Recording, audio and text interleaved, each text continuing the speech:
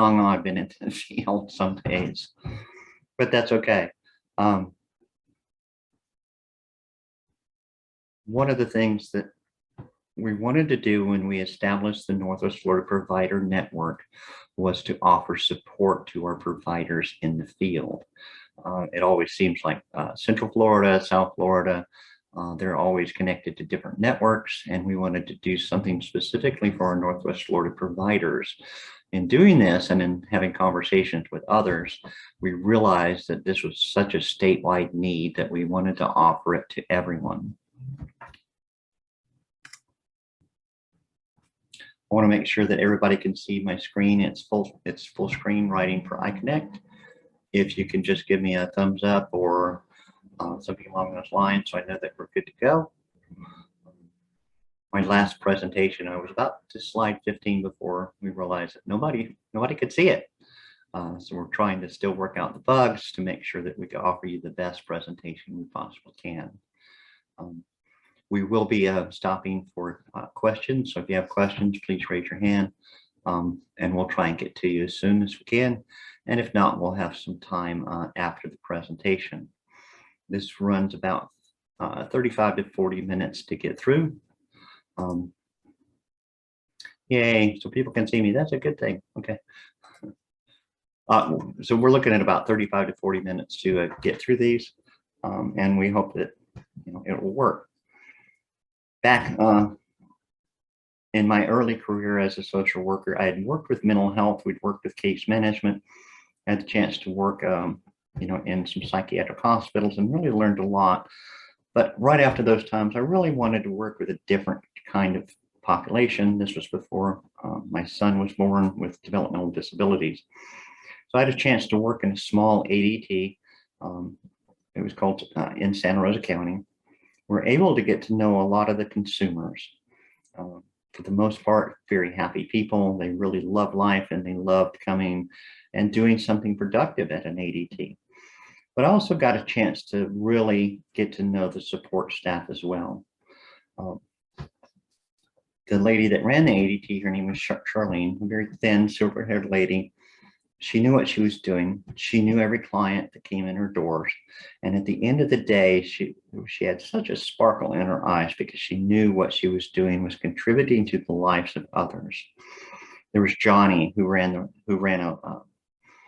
a lawn crew with a bunch of guys.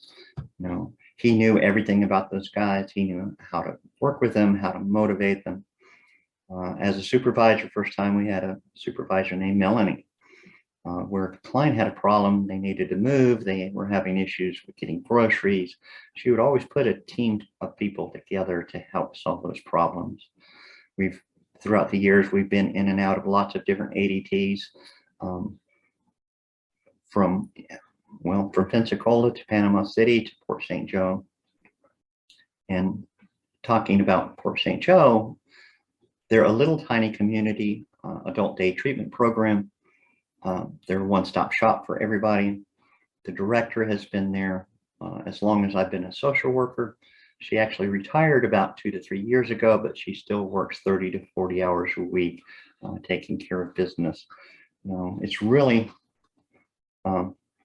amazing to meet a lot of the providers in the field, and we want to do something to help support them in this massive changeover that we're really working.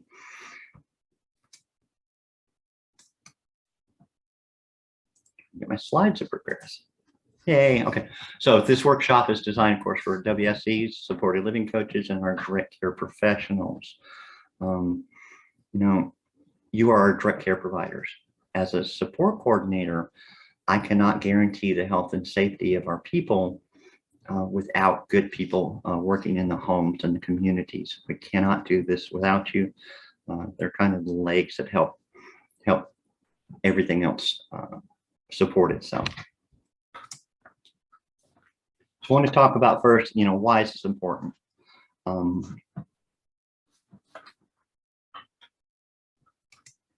Statewide trends are showing that services such as in-home supports are being replaced with companion services. This is a loss for our clients, their family, and the staffing agencies. Changing times and expectations, we've got to reinvent things or reinvent how we do things. Letting go of our actual paper and pencil documents and embracing electronic tools such as iConnect.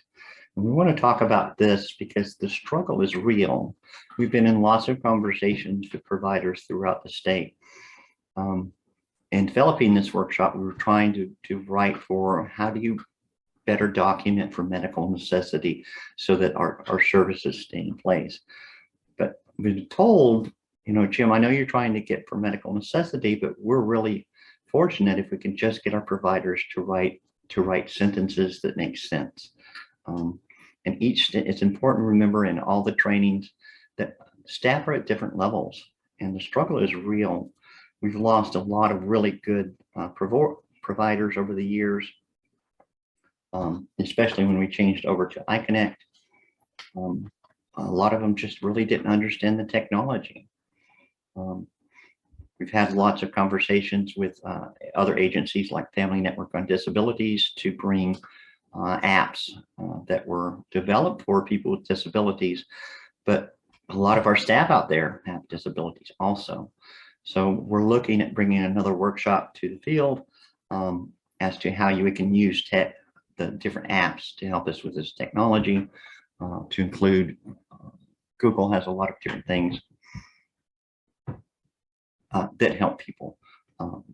We're looking at some different apps that do speech to text, because say what you want to about iConnect, but at least if we can get the documentation electronically, then iConnect will allow us to copy and paste.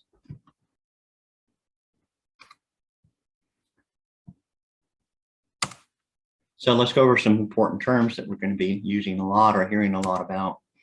Our home and community-based services, or HCBS for short, that is also known as the Medicaid Waiver Program. The guidebook for all of this is going to be found in our Medicaid Waiver Services Handbook. We want to talk about medical necessity. We have to remember above all that all HCBS services are based on Florida law. This is how we're allowed to operate under the state of Florida, and it's providing services to those people who qualify for the Agency for Persons with Disabilities or the APD waiver program. If you want a copy of the law, you want to really look at it, it starts under the Florida statutes under FS 393. Medicaid Waiver Services Handbook is the main guide that explains all qualifying services under the Medicaid program. If you're not sure what a companion is supposed to do, if you're not sure what you're supposed to do under the personal supports, you're going to find it in the Medicaid Waiver Handbook. You can find this online. It might be good to download a copy to your computer. I wouldn't recommend printing 500 or 600 pages because that gets really expensive.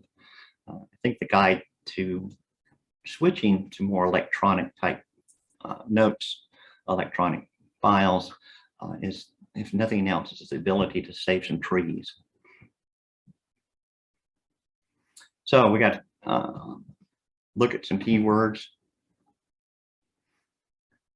When I downloaded what medical necessity was from the laws, I almost had to find a lawyer to help me understand it. One of the things that we tried to do in presenting this workshop is to really simplify a lot of the explanations of the overall law of what medical necessity is. So it must, first of all, it must protect a person's health and safety. Number two, it must prevent significant illness or disabilities. Must prevent or alleviate severe pain. So this can be all the way from a prescription for medications. It can be a prescription for durable medical supplies in a person's home or wheelchair. And it can also, we also have to prove it in our waiver services. We are, in a sense, the medication that goes in to help people survive in the community.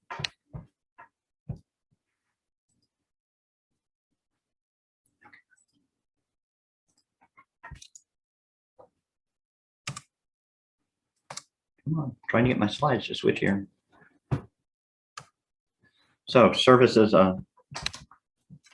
must be individualized and specific to the consumer. It can't be a one size all fits everything. They must be consistent with the symptoms confirmed by diagnosis.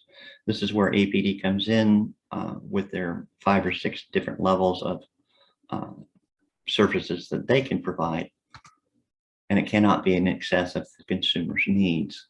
We're seeing a lot of decreases in this because the state reviewers are going in and saying, well, does this person really need the extra personal supports?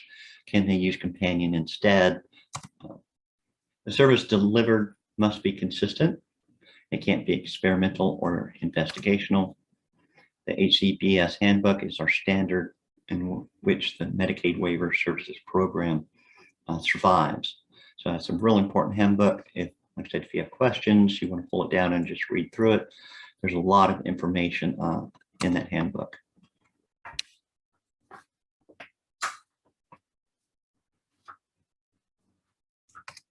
So the service in which it's designed, it must be reflective of the person's needs that a consumer can be safely furnished, for which no equally or effective or more conservative or less costly services are available. This is where we're seeing a lot of switch out from personal supports into companion because the reviewers are going in and looking at the progress notes or the notes that are added to the file. And if they're seeing notes such as, well, we watched TV for 8 hours.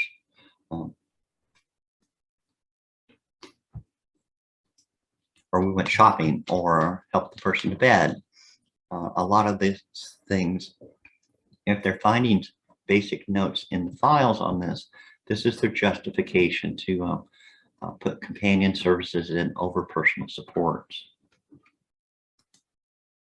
A service must be furnished in a manner not primarily intended for the convenience of the consumer, the caregiver, or the provider. According to the HCBS handbook, although the service is required, recommended, or approved, this service does not, in such, make it medically necessary, and APD can deny services that are not justified. We're seeing a lot of this. Perhaps someone goes out and gets a prescription for behavior services. They're going to be looking at a lot of the notes as to why does this person need behavior services?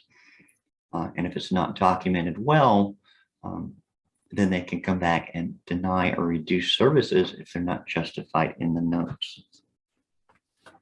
And this is based on the handbook, which is also based on Florida law. APD is now reviewing for medical necessity on an annual basis or when an increase for services are requested. Before everybody gets on the APD bandwagon, APD is required to do this as part of the requirements for Medicaid under the federal levels. The federal rulings are coming down going, well, we've really got to justify this for medical necessity. We've got to make sure that these services are justified and the notes are there. They examine all notes from approved services and to include the support plan. An APD can deny or reduce services when medical necessity is not proven in the notes. If the service is not deemed medically necessary or does not meet other requirements for it to be a paid waiver service, APD will then send out a written denial of the service and notices of due process to the recipient, the family, the legal representative, and copy the WSC. This is where we see a fair hearing request come in. If they deny or reduce services, everybody is entitled to a fair hearing. At a fair hearing, of course, they're represented by an administrative law judge. APD is there to present their side. The consumer is allowed to bring advocates, WSC, lawyer, if they're able to do that. But the administrative law judge, once again, goes back to the medical necessity.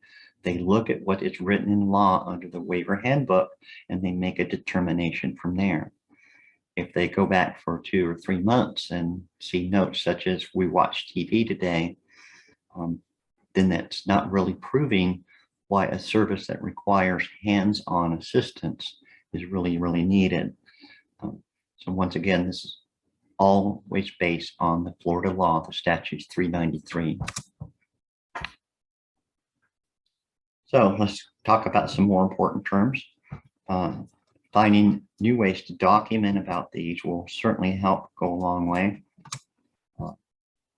Always, always, always look at documenting for health and safety.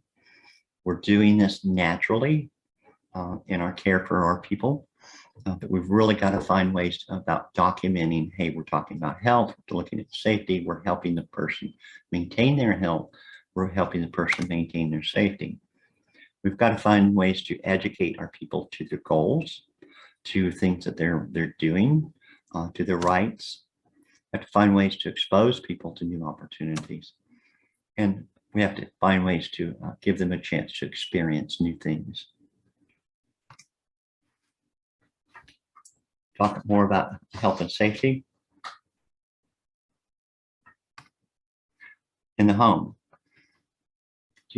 When I first started in the field a long time ago, we were talking about the difference in documentation. Coming from the mental health field, we were expected to document everything. We would have 2 to 3 paragraphs for going out with a person in the community. But whenever I was working as a companion, they were really only looking for a sentence or two as to what we did. But a person who had been working in the field asked me, he said, do you realize how many steps there is in just getting a person to brush their teeth? I said, well, you just go in and brush your teeth, right? He said, no, think about it. First of all, you have to choose to go brush your teeth. If the person's in a wheelchair or needs assistance, you have to get them into the bathroom safely. Then you have to choose the toothbrush. Maybe they have a favorite one, maybe they don't. You have to unscrew the cap on the toothpaste. You have to apply a small amount of toothpaste to the brush. Then do you go in circles? Do you go back and forth? How do you encourage the person to do that? Once again, you have to encourage the person not to swallow the toothpaste, to spit it out. You have to choose whether they're going to use a cup, whether they're going to drink from the sink. And then a lot of times, well, there's a mess. There's water on the floor, there's water on the sink. How are we documenting for health and safety in the home? We're doing a lot of these things naturally. We have to find ways to better document what we're doing to assist these people in maintaining their health and safety, not only in the home, but in the community. We always have to be looking at documenting on a person's health and safety. One of the most important things that we need to look at is the medications or their medical issues. We have to find ways to document on a person's health and safety. When I worked early on in my career, I worked in a psychiatric hospital. One of the first things that they would do when a person was admitted to a psych hospital was that they would do a physical exam. And I asked the doctor one time, why? These people are here for mental health issues. Why are you doing a physical? Because the physical health oftentimes affects the mental health. If a person, if their levels are low or the levels are off, sometimes those things will cause mental health issues. And it's a physical reason why. So a lot of times we have to review our medical issues. We have to look at medicines, what's going on there. Sometimes, our people don't communicate very well. And sometimes doctors will often overprescribe, and we have to really look at for that. Does this medication really help, and does it have its benefits? Also, you have to remember that medications have their side effects, and a great resource to look up medicines, of course, would be WebMD. We have to find ways to educate about a person's interest. What are they interested in? What do they want to do? What are their dreams, their goals? We have to find ways to connect people to new opportunities. We have to find ways to help people experience new things in life. The little Gulf County ARC, once again, they're a one-stop shop. They're out in the middle of nowhere in Florida, but they're always looking to connect people to new opportunities. Once a year, they plan a trip for people if they choose to go on. They've been to Europe. They've been to Disney World. A few months ago, they were actually given the opportunity to go up in a hot air balloon if that's what they chose to do. So all of these things, you're getting them out in the community, you're connecting to new things, you're exposing them to new ideas and new interest.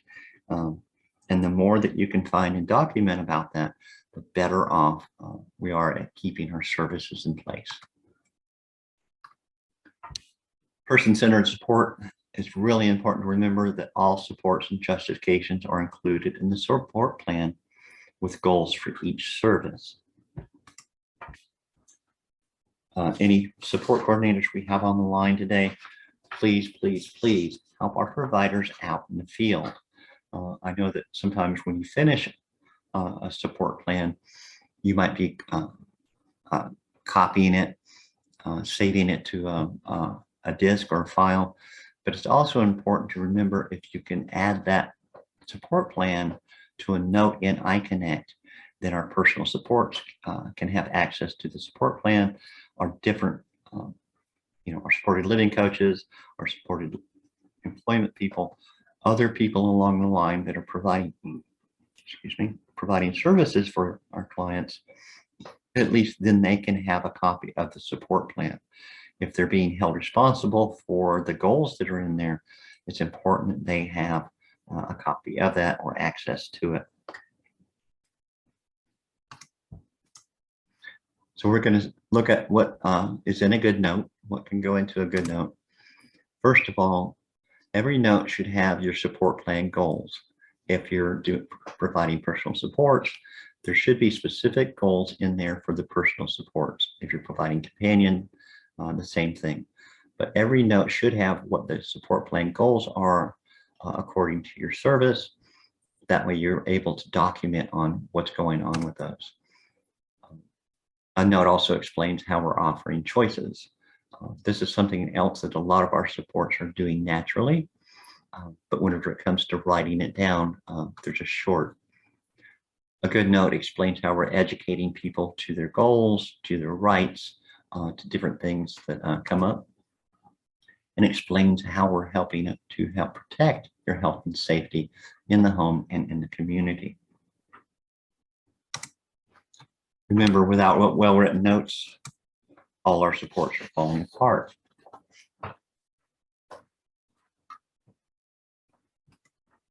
Times have changed. In the old day, we're told to document how well a person is doing and how satisfied they are with their goals and services, as well as their providers. Today, services need to be proven to be medically necessary. Do they protect the health and safety of a consumer? How does your service protect the health and safety of the consumer? Do they educate people about choices and opportunities? And how have we documented everything that they need to sustain living in the community? Being a social worker for so many years, we developed a kind of a do-it-yourself guide to applying for Social Security. We've seen a lot of people apply for Social Security and get denied. Some of the questions on the form is, are you able to cook a meal? And their answer, of course, is yes, I can cook a meal. But how often do you cook a meal? Well, maybe once a week. Are you able to take a shower? Sure, I can take a shower. But how often are you actually taking a shower? Maybe once a month. So finding ways to highlight the negative or the help that these people need and integrating that into our notes help protect the services that we're providing in the home. So we really have to highlight what's going on. We have to highlight the difficulties that are happening with our people. We have to highlight all the assistance they need, or in my terms, I often say we have to document for every Band-Aid that we're using. So remember, everything revolves around the support plan. If document case notes must reflect the goals in the support plan. We'll talk about some levels here in just a second, which ones can be approved as medical necessity. So remember, I know a lot of our supports out there are doing these things naturally. But as far as changing our notes, it's a way of finding ways to highlight what we're doing, highlight the hands-on assistance that we're giving them, highlighting our concerns, and so that any type of reviewer picking up or looking at notes, reviewing it for medical necessity, can really understand what's happening with the client. So a lot of times this would be a support plan goal. Joy needs assistance in completing adult daily living skills. So which note's better? Joy brushed his teeth, went to bed. How does that show how staff helped? You know, did we supervise? Did we get him to the bathroom? The other note might be, or an improved note might be, we prompted Joey to brush his teeth. Staff guided Joey to choose sleepwear that will help him feel comfortable. Staff assisted Joey to bed and to make sure he had everything that he needed. Joey needs assistance when making meals and choosing healthy foods to prepare on a daily basis. Help Joey microwave a dinner. Discuss meal options with Joey, educated him on healthy choices, assisted Joey to prepare a healthy meal for dinner. The more options, the more details that we can add to a note that where Joey is really needing assistance helps preserve our services. And a third one, Joey needs assistance in budgeting his money and understanding the simple budget. So on the note, we see we took Joey shopping and he spent $19.95. Okay, well, what sort of choices was Joey given? Or B, assisted Joey to shop for groceries, educated him on his budget. We compared prices of different items. We chose items that he felt was the best value for his money. Remember, if it's not written down, it didn't happen. A simple note saying, well, we watched TV for 8 hours. Okay, so the medical reviewer is looking at that and going, we should pay personal support for someone to sit and help a client watch TV. We've got to be able to highlight exactly the things that we're doing with the person to help them through life. So remember, if it's not written down, it just didn't happen. We must show why the services are important to help the consumers sustain life in the community. The waiver program was actually started about 25 years ago. Before this, if a child was born with developmental disabilities, a lot of times they would automatically recommend the parents put them into an institution. They finally figured out that consumers in an institution was not a good thing. They were unhappy, they were miserable, and they decided that actually living in the community made people a lot happier.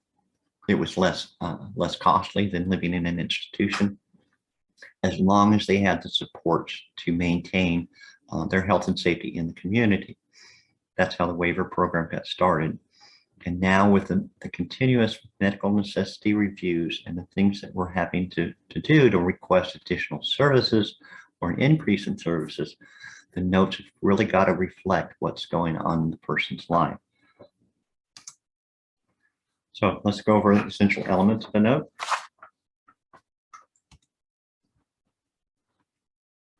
Once again, the support plan goals describe the services provided. By adding this to your notes, you have a way of documenting towards that. The support plan is supposed to be a living document. It's designed to be a living document. If your consumer chooses, they have a new interest. The other day, I had someone ask me, going, well, our person is really wanting to get out and walk more in the community. Great. So we changed the support plan goals so that personal support could document to it and show how they're doing this to help improve the person's health and keep them safe in the community. Write a summary that demonstrates how you've addressed goals, how have you educated them on the goals or topics or new topics. How have you offered them choices?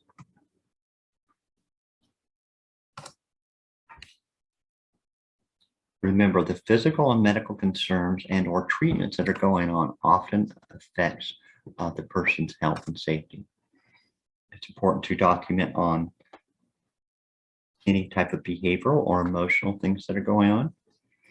You have to remember that sometimes our consumers, if they've had a death in the family of a loved one, they take longer to grieve and work through the emotional loss of that person than most people do.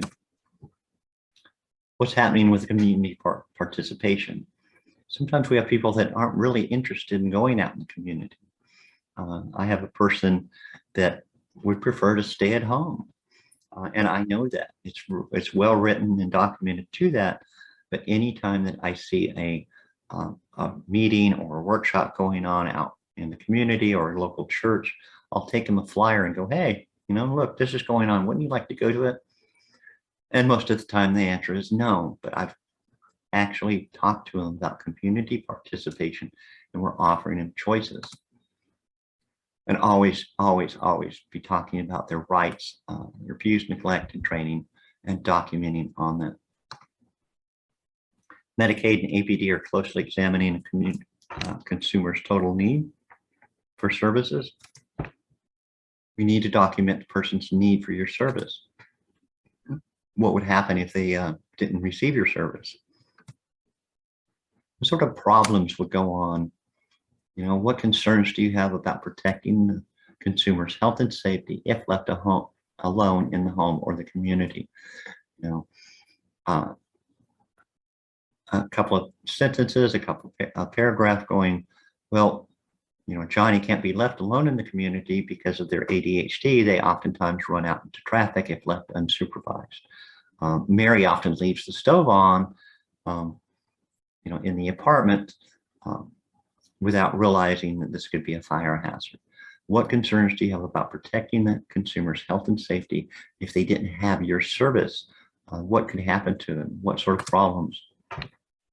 What concerns do you have about a consumer making healthy decisions if left alone in the home or community? A lot of times our consumers don't understand stranger danger. They don't understand that somebody who's trying to offer them to sell them a car for $25, maybe the car is stolen, or maybe they're trying to take your money. So being able to list your concerns as to why they need your services goes a long, long way. Case note should offer a summary to anyone that does not know the person. Should be individualized to the person served. Should explain the value of the service to protect their health and safety. A sentence, a paragraph on the bottom of each note going, this is why Johnny or Mary really need our services, because without them, they would be a danger to themselves or a danger to the home, danger out in the community. Once again, it goes back to medical necessity of this is why this person needs these services, and they cannot do with a lesser type service. And finally, your help will go a long way to preserve a person's service. Consumers need your help and assistance in the community to live independently. Thanks for all you do. This time we're going to talk questions, and then we're going to go over a few more resources. Do we have any questions out there?